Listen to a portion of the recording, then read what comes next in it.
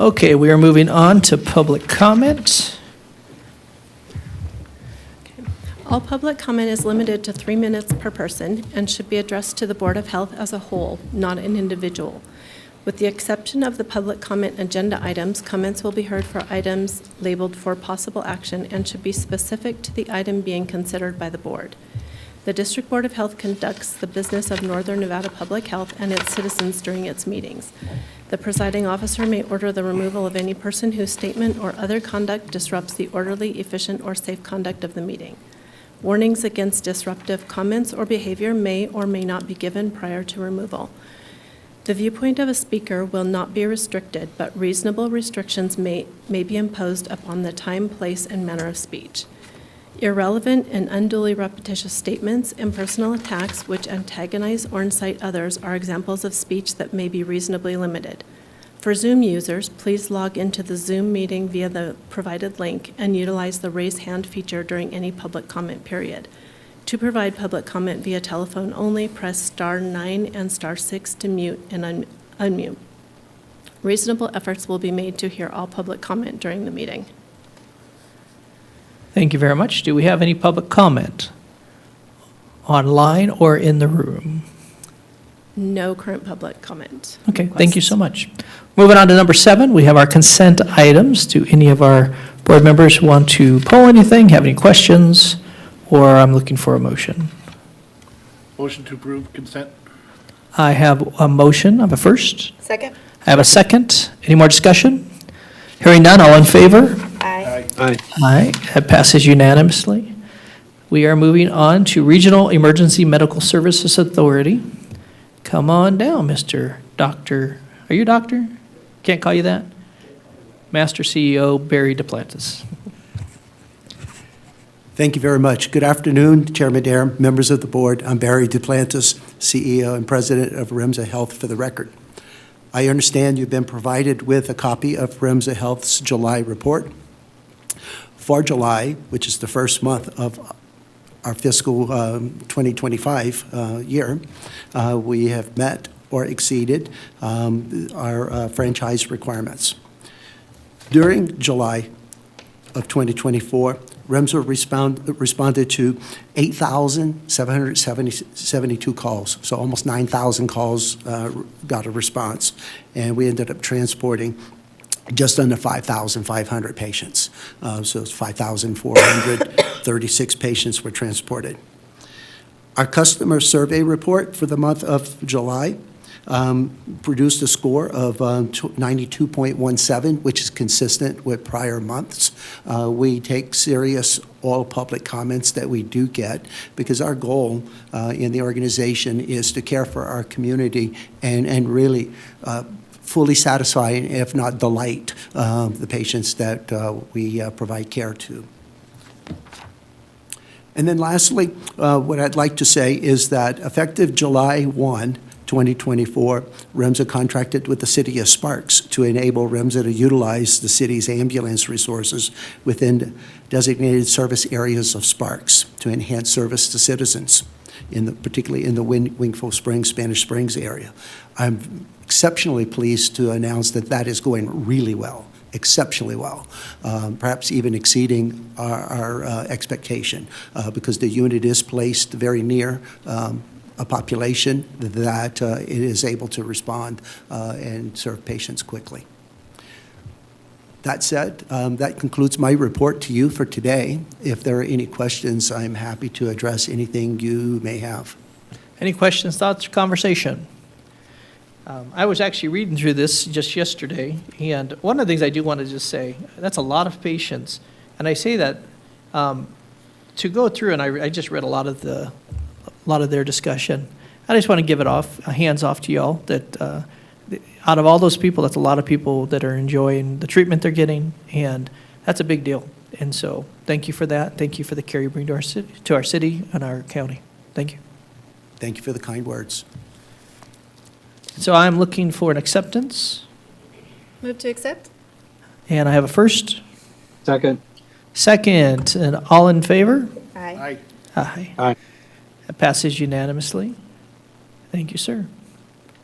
We're moving on to our business impact statement, Chapter 30, Source Permitting Regulation Development Review, and Francisco Vega's coming.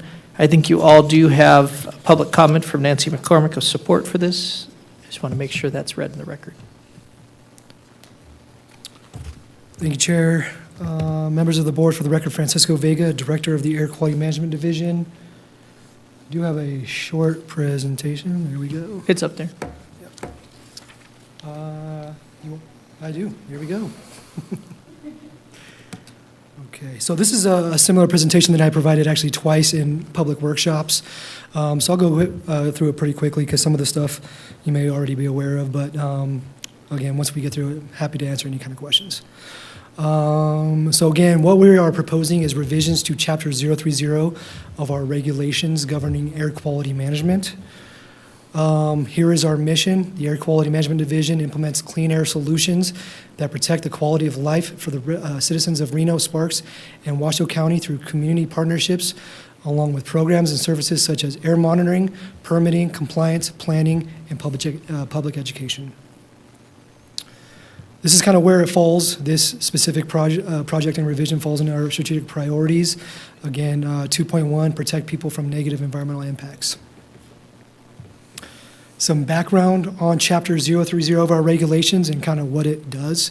It really establishes requirements for air pollution control and air quality permitting for sources regulated within Washoe County. These requirements are used to protect public health, and again, those are based on the standards set by federal EPA.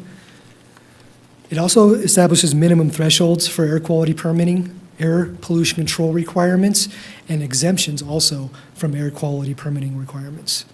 Lastly, establishes what testing, record keeping, reporting requirements might look like for specific sources. So again, if you're permitted or regulated within Washoe County, it kind of specifies a lot of these requirements. Why are we doing this? The kind of the most important part is a lot of the sections within Chapter 030 are just incorrect. And here's one example off to the right in the highlighted area. It's kind of hard to see, but number 2 there says any source including area sources subject to a standard, limitation, or other requirement under Section 111 of the Act. And if you read above it, it says you have to get a major source permit. That is unduly regulatorily like a requirement. Like that's not something that's reasonable or a standard practice across the country for sources, especially minor sources of air pollutants. So if we were to actually implement that, gas stations, dry cleaners would have to get permits that cost $40,000. So again, that's kind of a big deal, and we want to make sure that we fix that. And again, that's just kind of one example. I think you've probably heard me state before that some of our regulations are outdated. This is no exemption. A lot of the parts in the regulation have not been updated in 20, 30 years. And again, if you think about how much the area has changed within that same time frame, how much our business in regulated industry has changed, again, the other part of this is that we're trying to better reflect our regulations to make sure it matches what we look like. Does not reflect best practices for air quality source permitting. Right now, the regulations require that permits are renewed annually. That's not really a best practice. For air permits, typically best practice or standard is 5 years. So again, we're going to change that. So permits only have to be renewed once every 5 years. The other last part is kind of not clear, and I'll get more into some of these other areas in a little bit, but the structure is not clear. We have a lot of different permitting programs that are kind of commingled, so it's not clear if I'm subject to this requirement, you know, where is that line? It's not really transparent, so we're going to try to make things more clear that if I'm subject to this permitting program, here's all my requirements. If I'm subject to this permitting program, here's all my requirements, so it's a lot more clear. Major changes. We're proposing to raise the minimum permitting threshold from 0.365 tons per year to 5 tons per year. And really the purpose here is to better align our resources where we're seeing the greatest impact. 0.365 tons is very small. Think of like a furnace at an apartment complex. Again, not really a source that is going to have a tremendous impact on air quality. And by us going out there to inspect them, it's not really adding a ton of value. So again, we're proposing to raise that threshold to 5 tons per year to sources that, again, are having, that greater impact on air quality, and again, adding where we can add more value. Permit renewal timeframe I already explained. We're going to be changing that. We're proposing to change that from once every 5 years. From every year to once every 5 years. Exemptions. The exemptions in our current regulations are not clear. We get questions all the time. I'm not really sure if I have to get a permit or not. That is a problem. Our regulations should be very clear and transparent that I should be able to pick it up and know right away whether or not I need a permit. So we've expanded the list of exemptions, and again, it's very clear as far as whether or not you need a permit. Best system of control. This is actually a requirement that's currently in our regulation, but again, it's not really clear, not really transparent. If I am subject to it, what do I have to do? And the threshold for this is currently 10 pounds per day, which is about 1.8 tons per year. We're proposing to raise that at a minimum to 10 tons per year. And again, it varies, per pollutant. So if you're NOx, for example, I think it's 20. If it's PM 2.5, it's 10. But again, far greater than 1.8 tons per year. So kind of an unnecessary burden on regulated industry. The structure I already talked about, and I'll get more into that here in the next slide or two. We're also proposing to introduce a general permitting program. This is for sources that are well-defined. The best example I can give you is gas stations. When we go to inspect a gas station, from one gas station to the next, it's very similar. So streamlining those permits helps us, and it also helps the regulated industry. We can typically turn those permits around in 30 days compared to like 180 days for a site-specific permit. So this is something that we're proposing to, again, help certain kind of industry categories like gas stations, like dry cleaners. I'm trying to think of another good example. Nothing's coming out to me, but there's some federal requirements that we have to permit that really we're trying to streamline as well, like emergency generators. That's another good example, okay? Definitions, this is something that we took a lot of effort into, is cleaning up our definitions, making sure they were accurate, and that where we needed a definition, it was included. If you look at the proposed regulation, we have like 20 pages of definitions. That's a lot, but it helps us be transparent. So if you pick up the regulation, when I say facility, you know what I mean, and you're going to get a consistent answer whether you speak to me or on my staff. Okay. And then fee structure, we are proposing some changes to our fee structure as well to better align our services with the impact to air quality as well. Talking a little bit about the structure, again, the idea is to, if I'm subject to one of these permitting programs, I just need to go to this one part and it has all the requirements in one spot. Currently, there might be some here, there might be some there, and I have to really bounce around between 100 pages of regulations to figure out what applies to me. So now, again, we're gonna really streamline the structure. So, for example, I talked about general permitting. All those requirements are in one part 030-100. If I'm subject to minor sources, it's all in one part, and I don't have to bounce around. So I think that's a huge benefit too, not to us, but also the regulated community as well. I talked about the fee structure.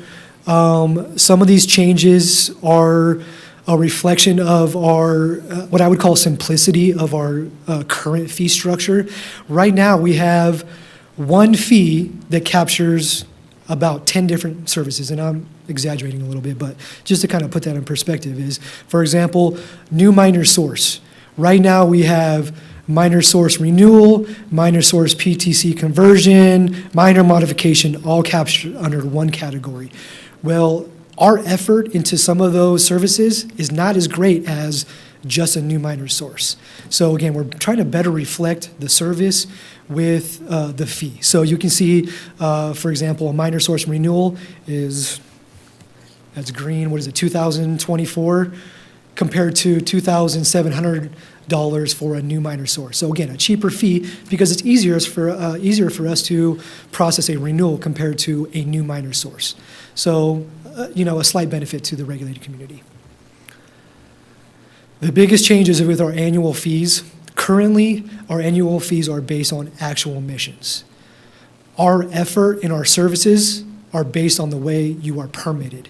So we're going to this is an effort to better reflect, again, our effort in our services with what the fee is. So we've broken that into, 5 different categories. So the more you're permitted to emit, the more we have to inspect you, the more records we have to review, the greater our effort in making sure that you're not impacting public health. Again, greater risk, our greater effort, greater fee. So for smaller sources, less than 20 tons, the fee is $250. I think is that what it says? $260? I have it right in front of me. $260. So again, if you're less than 20 tons per year, we're inspecting you probably once every 5 years. So again, less effort, less fee, less risk. But if you're between 80 and 100 tons per year, again, greater risk, greater effort, greater fee. The only thing I'll add here is that in comparison to like Clark County and the state, their similar fees for something like this range between $2,500 up to $25,000. So just to kind of put that in perspective.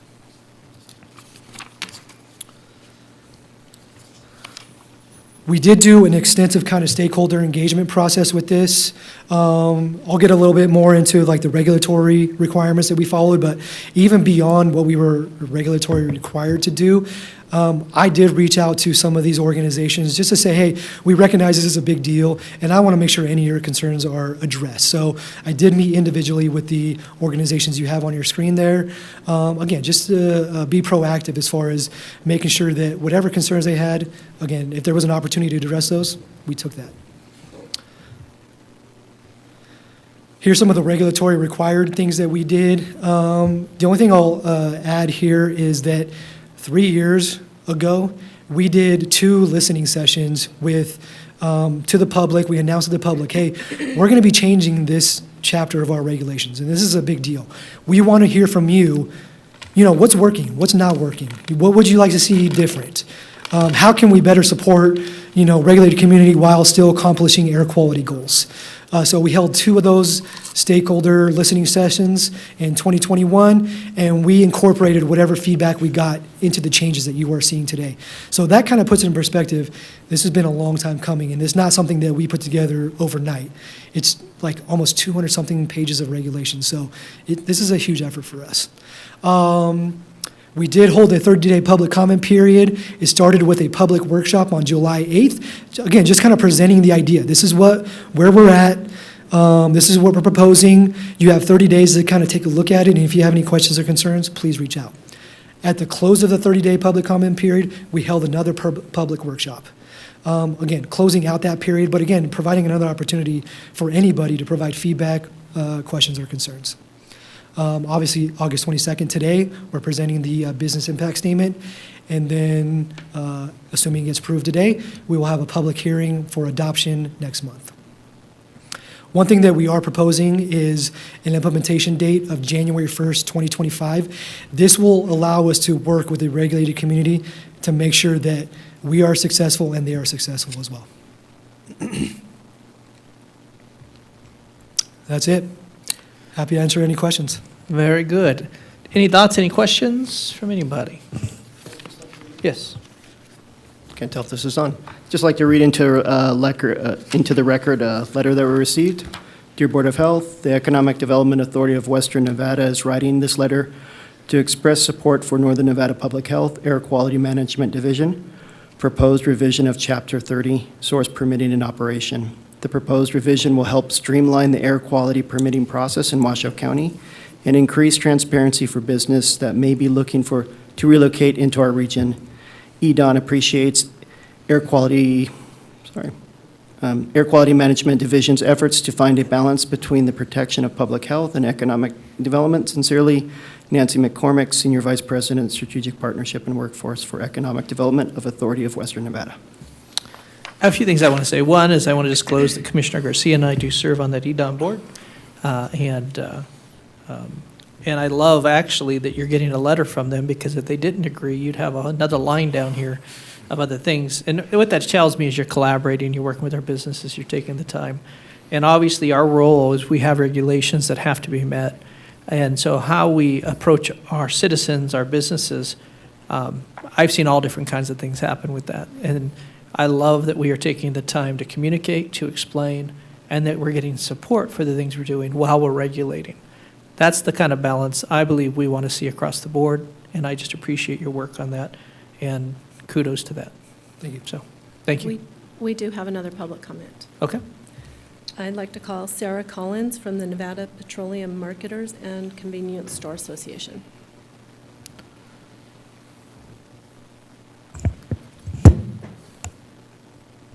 Sorry, didn't mean to break it. So I am a representative of the Nevada Petroleum Marketers and Convenience Store Association. You couldn't have said it any better, Chair Dare. Francisco Vega has done a phenomenal job reaching out to the community. I can say that every revision of the air quality management code, he has reached out to us. He has met with us multiple times. He has answered my numerous questions to understand the impacts for my association. And so he has done a phenomenal job, and we are in support. Thank you. Appreciate it. Thank you. Thank you. Thank you. Okay, with that said, we are looking for any more discussion or a possible motion. I'll make the motion to approve and adopt the business impact statement for the proposed revisions of the District Board of Health regulations governing the air quality management, Chapter 030, source permitting, with associated changes to the air quality management fee table, and set a hearing for the possible adoption of said revisions for September 26, 2024 at 1 o'clock p.m. I do have a first. Do I have a second? Second.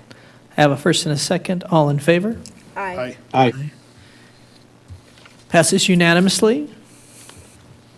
Thank you so much. Good job. Please tell your team great job, because I know you didn't do it all by yourself. Not that you couldn't have, maybe. And we're moving on to 10, presentation and possible acceptance of the annual FY24 strategic plan. Rayona Lavoie. Excuse me, Chair, this item was designated as an action item. It wasn't, so the recommendation supported by the health district is to pull the item, and it will be re-agendized as an action item in September. Gotcha. Well, we will see you in September. Awesome. Thank you so much. We are down to 11, Northern Nevada Public Health Quality Improvement Program. And this is not for an action item either. Am I correct? It's not designated as that, it's supposed to be, and there's action requested, and it also should be agendized. Is this just an update? This is supposed to be approved as well. Then it will also be I don't want to cut you short, because we're going to hear some amazing stuff.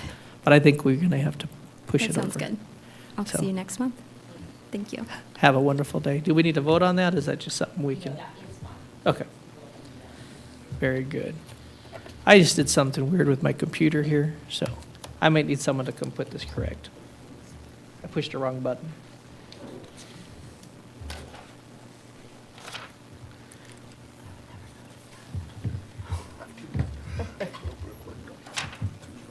Oh, you helped me. Thank you. Okay. We are on to our staff reports, and these are for updates. We have air quality management, Francisco Vega again.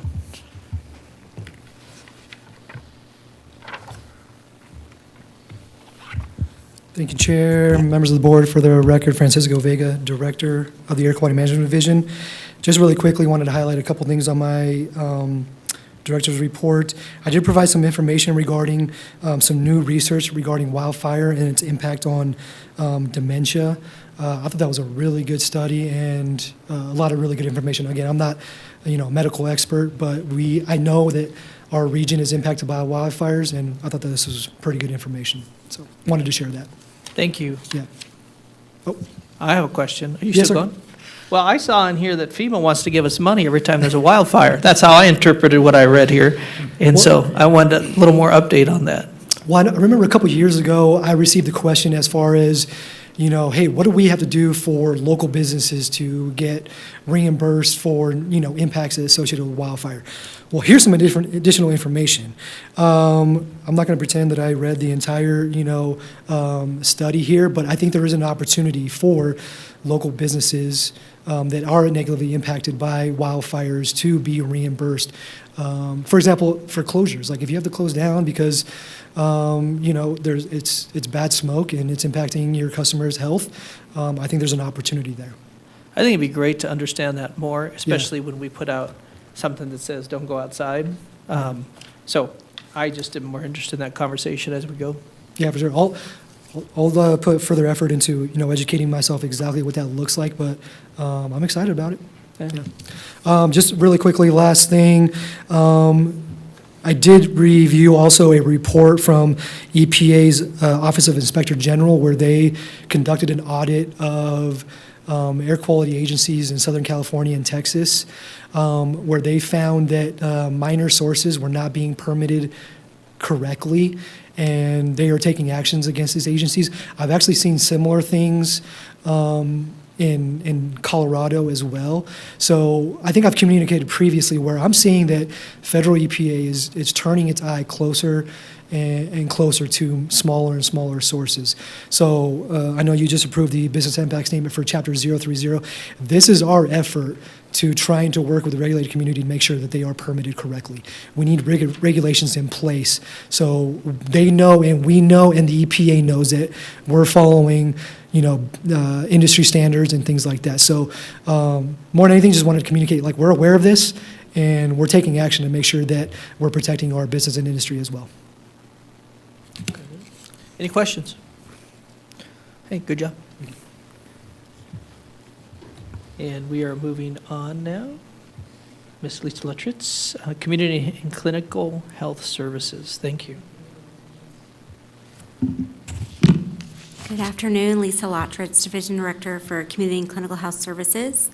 You have my report, and I just wanted to provide an update that we had another successful back-to-school season, and it went really well. Very pleased with our clinics that we provided here. Staff worked really hard, and so now we're moving on to COVID and flu.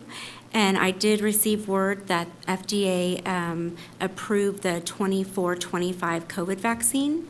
And so we will look forward to getting more information about that. And then we obviously have to receive the vaccine and then we'll start offering that probably in beginning first couple weeks of September. And then as well as the flu vaccine. And that's all I have, but I'm happy to answer any questions. Any questions? So one of the things that I wanted to point out that you put in here, and I think it's great, is that our vaccines are some of the top in the counties across the state. Yeah. And the reason I want to say that is you get blamed for bad things. You should get blamed for good things and your team. So please tell them, good job, and continue the work, because if we weren't doing our work well, that wouldn't be true. So good job. Thank you. Environmental Health Services, Mr. Robert Fida.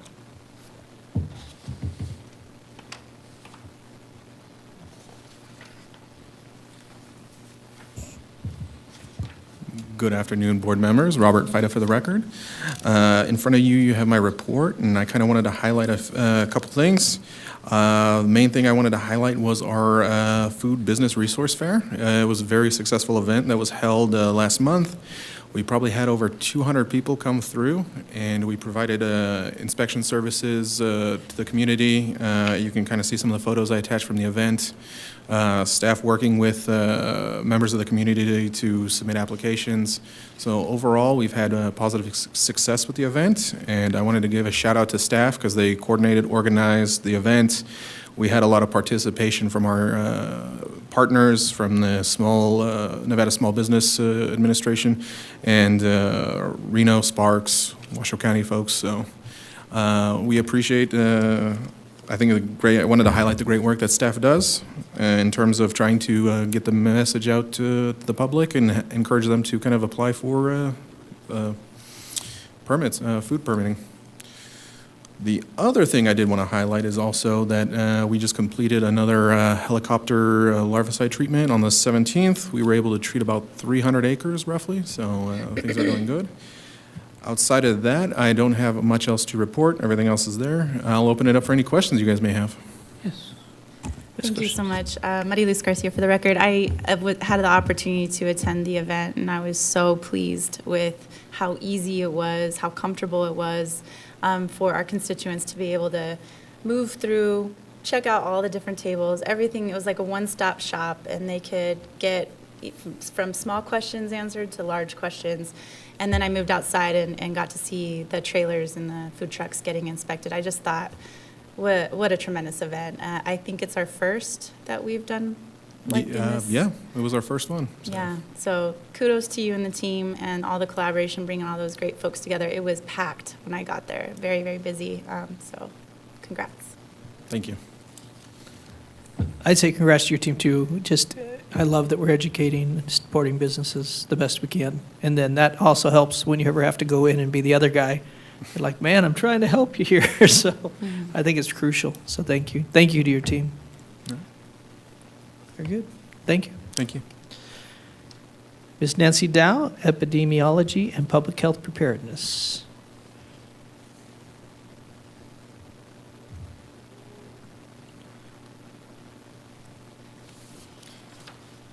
Good afternoon, Mr. Chairman, members of the board. This is Nancy Dow, Division Director of Epidemiology and Public Health Preparedness. You have my report. I have nothing to change or add to it, but just a few highlights. So we had a very noticeable increase in outbreaks reported in the month of July compared to June. The big contributors to the increase to the outbreaks were COVID outbreaks, as we were experiencing the summer surge, and also some rash outbreaks from mostly child care, daycare facilities. Our last COVID-19 monthly report was published in July, and going forward, select COVID statistics will just be merged into our influenza surveillance report that we usually produce weekly during the respiratory virus season starting October. So this will just become our respiratory illness report, a combined report to talk about different respiratory illnesses during the season altogether. And also for just situational awareness, our EpiNews distributions this month, one issue published was the dissemination of a Health Alert Network article from the CDC to bring awareness to the Mpox transmission in the Democratic Republic of the Congo with spread to neighboring countries. So since January 2023, DRC has reported one of the largest number of yearly suspected clade 1 Mpox cases on the record. And while this is endemic to the DRC, the current outbreak is definitely more widespread than any previous outbreaks, and there's evidence that the virus is spreading across DRC's borders. So clade 2B is the circulating Mpox clade during the 2022 to 23 global outbreaks that we saw. And clade 1 causes just more severe disease and higher mortality than clade 2. So at this time, clade 1 Mpox has not yet been detected in the U.S. Due to the limited number of travelers and the lack of direct commercial flights to the DRC.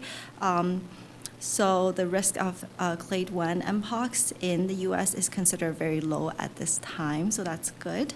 But this health alert does serve a reminder to the public, just for awareness, to seek medical care if there are travels to the DRC and neighboring countries in the last 21 days, and you start to see this unexplained new rash that starts to develop. And also, just to know, medical countermeasures and vaccines used during clade 2 and pox outbreak in the U.S. are expected to have cross protection for clade 1 infections as well. So that's also great. And then finally, I would also like to just mention, as our epidemiology program manager, Heather Kerwin, left NMPH this month to move on to other opportunities and adventures, that I wanted to just voice my deep appreciation for all the work she has done for the community and our teams during the immense difficulties of the COVID pandemic, and for her contributions to various projects and initiatives for the division and the health district.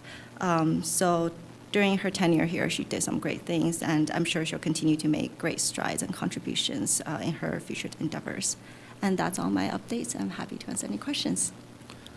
Sure. I just had a question / curiosity. I was taking a home kit COVID test a couple weeks ago, and it got me thinking, are we seeing still these opportunities for people to sign up for free kits that are sent to their house nationally? Is that kind of subsided since? I think that has subsided a little bit. Okay. We do not have that offering currently right now, but we're looking into it. Okay, that was just a curiosity. Any other questions? I have one that's not related to necessarily those things. On the emergency side, I was in a TMWA meeting the other day, and one of the questions that came up is I just never heard of us doing any practice if the water got contaminated here in our region and how we work together. Have we done those kind of exercises? They mentioned that the health board pulls all that together, but I've been on the health board for a while, and I've never heard of us looking at that as a potential. And so I don't know. I just want to throw it out there, and I don't know if we do that kind of stuff. If That's something we can definitely look into consideration, and we can get back to you on Cool. some of that. Yeah. Thank you. Just to comment on that, it is part of our emergency plan, like when we have a mass casualty incident, and it is part of our plans that we have in place. And it's always similar to any of those plans that we do need to practice. And sometimes we do focus on our mass casualty events, and those tend to be more prominent we see in our society. But it is part of it, and I've had personal training in FEMA. One of them was the water was contaminated, by different sources and such things. And usually it when that does occur, the Northern Nevada Public Health issues boil water only, we provide exact guidance for our community, but it is written into our plans. I have read them and seen them. And so, yes, it is, but we haven't practiced it for a while, so that would be a good idea. I encourage them, and I'll just say that, and it's just interesting. When they brought it up, someone brought it up in context of a meeting, and I thought, and then they said, you guys, and I'm all, well, I've been on the board for a while. I've not heard, so I want to pull all the people together and say, we should probably think about that if we're not thinking about it. So, thank you. Thank you so much. Thank you. Dr. Chad Kingsley, what you got for us? Thank you. Just a review of some highlights from my notes and report provided. First, I want to thank Mike Brown for a visit to Incline Village, slowly making my way through the county and getting to meet fire officials up there and to see the community as well. I will be going to Gerlach next week, so I'll be able to visit and get out those points. But again, continue meeting with a lot of individuals here within our community and a lot of associations. Just some highlights over the past month. Attended NACHO. It's a National Association of City and County Health Officers, very large conference. CDC attends it. We're able to attend and listen to CDC. They're taking more notice of us, not only our accreditation, the importance of our accreditation for future grants, but as well as our involvement with NACHO to be able to be properly informed and represented. And this is nothing new. It's always kind of a disappointment, but sometimes Nevada's not able to meet the qualifications for certain grants, and in health alone, we miss out on $2 billion on those points. So I think overall, when you look at it's the same across other boards too. I think it's up to sometimes around $20 billion that we miss out on sometimes in the state on possible grants just because of our internal infrastructure. But we are very set up for that. And so I think, hopefully our rural counties will also be able to begin to process that. Saying that, provided public comment at the Nevada Joint Health Committee for interim health proposals, and all of them passed, including SB 118, which will have a new name, but that would be sustainable funding for public health from Nevada State. And then just attended a EMS Joint Advisor Committee. We are progressing towards and looking to bring the franchise agreement Stage 1 amendments in September to the board for discussion. Things are going well there as part of that Joint Advisory Committee. And then just overall, again, want to acknowledge back-to-school vaccines and how well they did, and a great job out to Lisa and her team. Accreditation continues to go well. We're getting closer where we will push the button. We have till the end of September to submit, and Ray and her team have been doing an amazing job for that accreditation. And really what it helps us do is to align us with national standards, but as well as really helps our team and the cohesion, collaboration, and equity that public health provides to improve ourselves with that. I'd like to say that we also begin our first quality improvement process. So we're beginning, done that out internally. So looking forward to that process of a QA process internal to us. Communications continues to go well, just overall, and Scott and his team just want to acknowledge that. But overall, when people ask how things are going, I usually say the honeymoon's over. And now it started with Kevin always said he found his stride very quick, but now it's just finding that pace that is set for moving forward. And I want to acknowledge everyone and thank them again for their contributions and part of this. So thank you. Any questions? Well, I'm glad you're running around doing all you got to do, and please know that we're here. So, with that said, any board comments? I have a comment. Sure. I just couldn't remember it when Francisco Vega was talking. So I do want to point out and just go over the report he mentioned on these wildfire damaging it's doing to our brains, and make sure everybody understands how serious this is. So that the study showed that new dementia diagnosis increased 21% for every microgram increase in the concentration of wildfire particles. And that compared to 3% increases for every 3 milligram jump in non-wildfire particles that we breathe in. So it is a huge, a big, just massive difference between other contaminants that we breathe in. And it doesn't look good, to us being where we are and what's happened in some of these wildfires. So I think we should, pay attention to that and do as best we can, which I'm not sure what that is. Thank you, Dr. Clackey. Appreciate it. Any other conversation? Hearing none, we dismiss our meeting.